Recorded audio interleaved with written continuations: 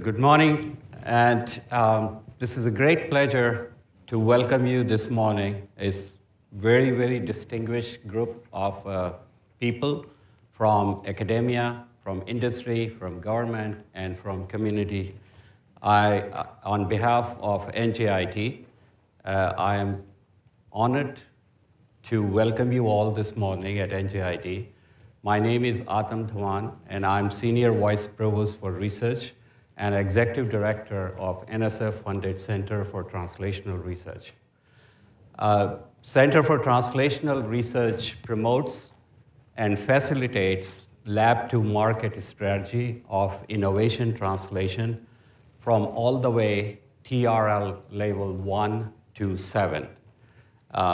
We look into the problems of the market need and high societal impact to address them with the academic research-based innovative solution, working with industry partners, government stakeholders, as well as the community leaders to bring the solution to the communities for high societal impact and economic benefits.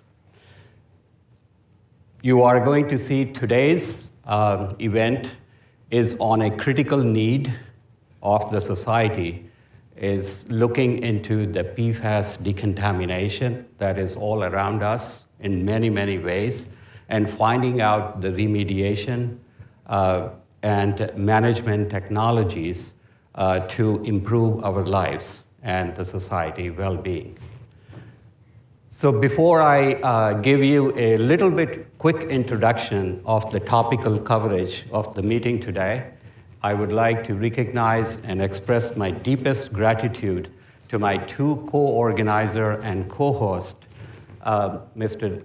Nick DiNicolo, who is the co-vice chair of the NJIT Board of Trustees, and also the former president and CEO of Mott MacDonald. The second and the equal partner in this event organizing the event is Carol Walczyk, Vice President of Engineering, Veolia North America, and Vice President of American Water Works Association. We'll talk a little bit more about introducing them in detail in a few minutes. But first, about why we are gathered today. It's very important that when we look into the problem of high societal impact, we cannot do it alone. No stakeholder group can do it alone.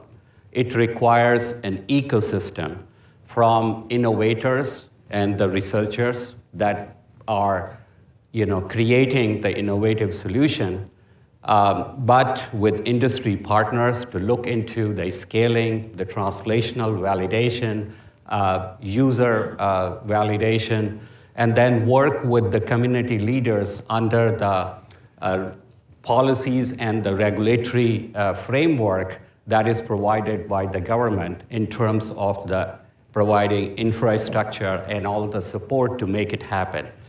So unless we bring on any particular problem of high societal impact a team of the partners from academia, industry, government, and community leaders, we cannot achieve the full impact of the research and innovation translation to the society. And that's why we are gathered over here, and I'm very grateful to all of you who are coming from all these four sectors, representing your interest and your leadership in order to find the PFAS innovative solution to address the decontamination and remediation and management.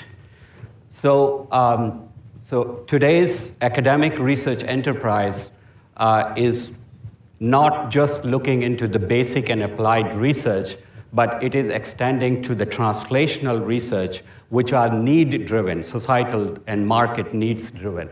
So those needs could be driven by market, by environment, or by the society, and we need to go from there to find the innovative solution that can be commercialized so that the society can adopt them and evolve for the better well-being.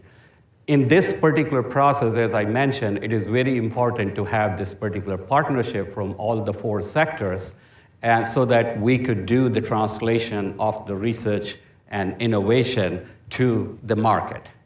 So this is what the NJIT research enterprise is based on.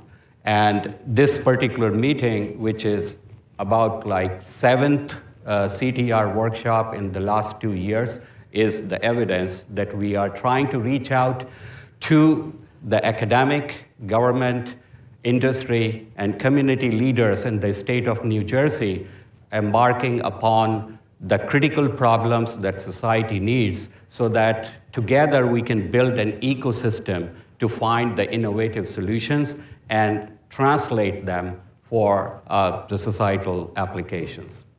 So with respect to the PFAS, I think that all of you know about it, that's why you are here, but just to pick up the context over here, these are the group of about 6,000 chemicals, and these chemicals are also known as forever chemicals.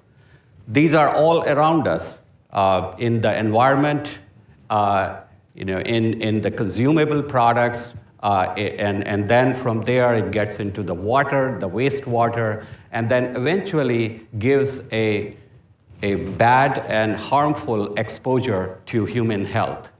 And this is evident. And sometimes it is argued that the PFAS, some of these chemicals, because they are forever chemicals, they cannot be destroyed completely.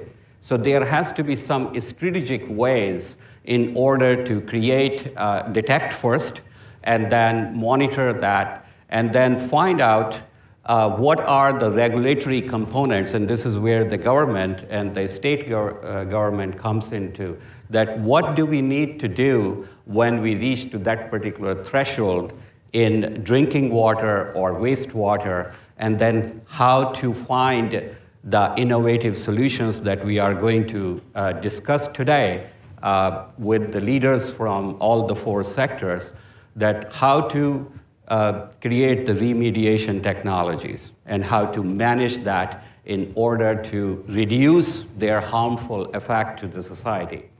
So this is not only the regional and the national challenge, this is a global challenge. And you can see from this particular slide that one of the important market precursors, because there's a lot of people over here from industry, so I don't have to preach to the choir, that when you look into the marketing strategies and you look into the investment strategies, you find the first thing, what is the compound annual growth rate is. And this is alarming, that how the PFAS testing market, filtration market, chemical market is going into 6, 7, 11, 12% CAGR.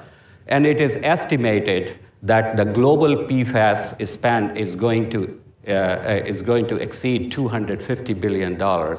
This is not towards deployment of the cost associated with the PFAS technologies in soil, water, wastewater, and infrastructure. This is about the main or the core market size. So we need to do something about it. And one of the things that comes very important, that this is escalating societal and health concerns. So we need to have awareness of it. We need to have certain initiative at the state, at the national level, to create the regulatory compliance requirements. I was talking last night with some of the industry leaders who are in the audience today, and I said, what are the standards in there? Because usually industry works on the standards so that we could address the problem adequately and efficiently. And there is a dire need of coming together from the innovators and the researchers to the community leaders, to the legislature people, to find out what should be the industry standard. right? So this is also one of the things that we are going to look into, the PFAS management technologies.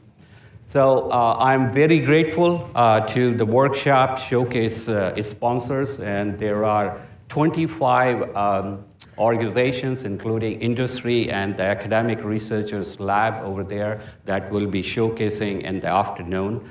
And I'm very, very grateful to all of our sponsors, and also to the speakers and their respective organization, because as I said, these problems of this level of the global challenge cannot be addressed without having a complete regional, national, and global ecosystem, which is represented today over here, and all the attendees. So I'm going to stop over here and would request my co-organizer and also the chair of the Center for Translational Research External Advisory Board, Mr. Nick DiNicolo, to give some welcome remarks.